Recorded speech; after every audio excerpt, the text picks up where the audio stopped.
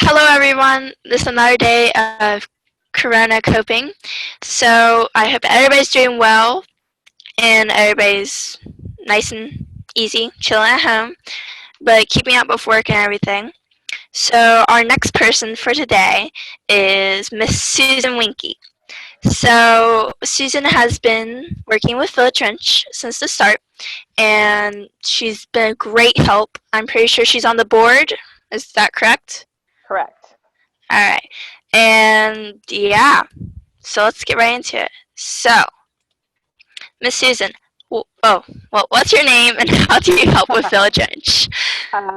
So my name is Susan Wienke, and I am on the board of Village Wrench. I started several years ago as a volunteer at a repair site and never stopped. And I've had various roles there.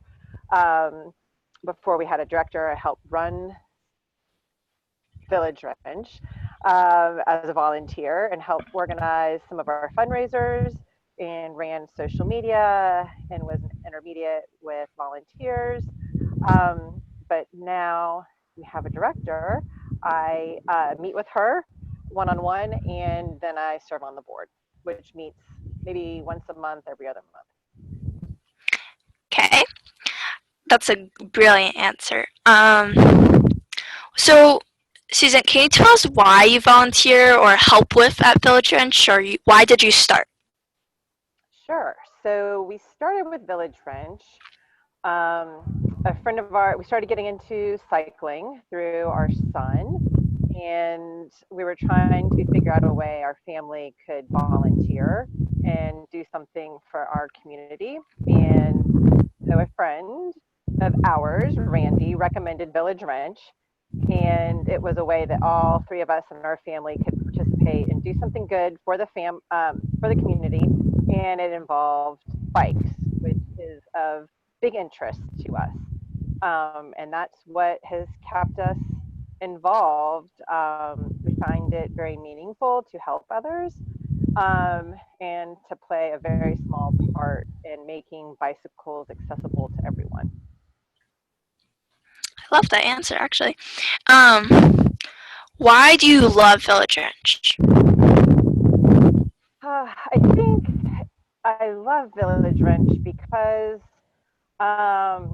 you get more often than not to see um, the direct impact of your actions. So, showing up at a monthly repair site, you're able to help someone and get that feedback. Not that we need feedback, but to get the feedback that we've made a difference in someone's life, whether it's helping a child have a bike so they can have a little freedom and a little exercise, or helping an adult who needs exercise, or someone who needs to get to work or run errands.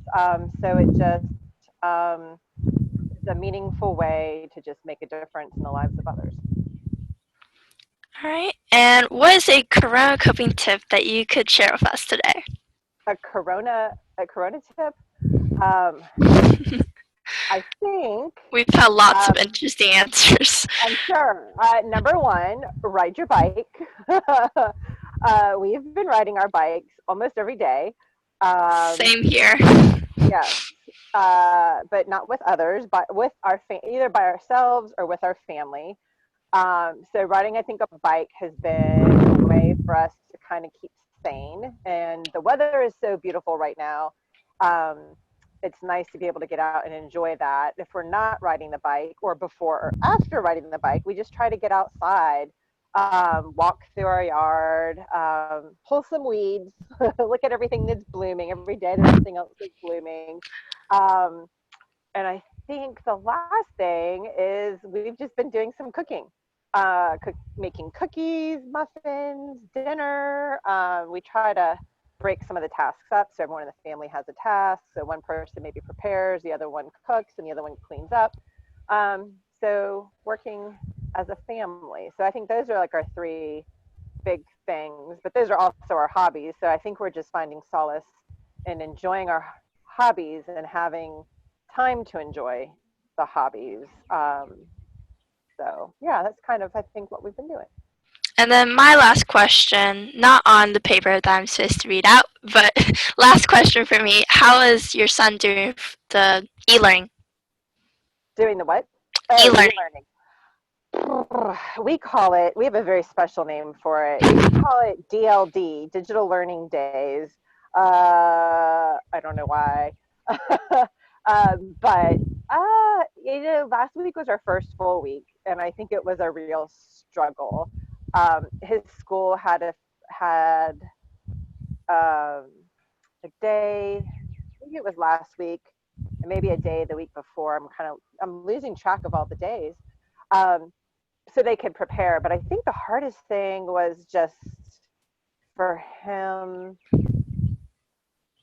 was the organization of it all. Like they're supposed to have their assignments posted Sunday night, Oh, and they're not supposed to change throughout the week. So you can get your work done, but if you wanted, like for instance, for him to go ride his bike for a couple hours, he could squeeze some time in for that. So last week was a little bit of a struggle, and I'm on a committee at school where parents um, give me and my co-chair feedback, and then we share that directly with the principal. So we just shared some feedback about how we were all feeling overwhelmed, and some suggestions for maybe how the teachers could use our platform for communicating better.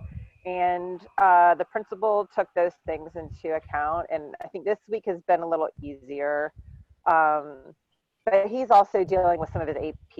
I don't know if you've heard how yeah. the AP exams have kind of been topsy turvy. So he's got 3 AP classes, and that's been like a little bit of a struggle. But I think everyone's doing the best they can do. Um, no one's fault. It's just different, you know. This is our new normal, and sometimes change takes time. So I think we're going to survive. It's been better this week, but last week I think was a struggle. How has it been for you? It's been crazy. So many cross lines are happening that everybody's just in panic. Everybody is watching this needs to just calm down for a minute. Like Yeah. 10 minutes a day, just take a break. Yes, yes. I think tomorrow is tomorrow. I think tomorrow's Tomorrow is Friday, Friday, I'm pretty sure. and tomorrow all Brooke, well, not all Brooks is going to do, but he's carving out time tomorrow to literally stare at a tree for a little bit of a mental break. I think what's hard is teachers are trying their best to do what they can do, and administrators and whatnot. But I have a sneaking suspicion um, that like what's going on in the world around us affects us all and affects us all in different ways. And I think it affects students, and bombarding students with a bunch of work in a new process for handling that work. You know, they also need time to kind of make sense of the world around them, just like adults do. And so I think it's been kind of hard for students to have a moment to kind of take a break. I think I was on a meeting earlier today on Zoom with some parents and our headmaster on another committee the same committee where we give feedback to the headmaster.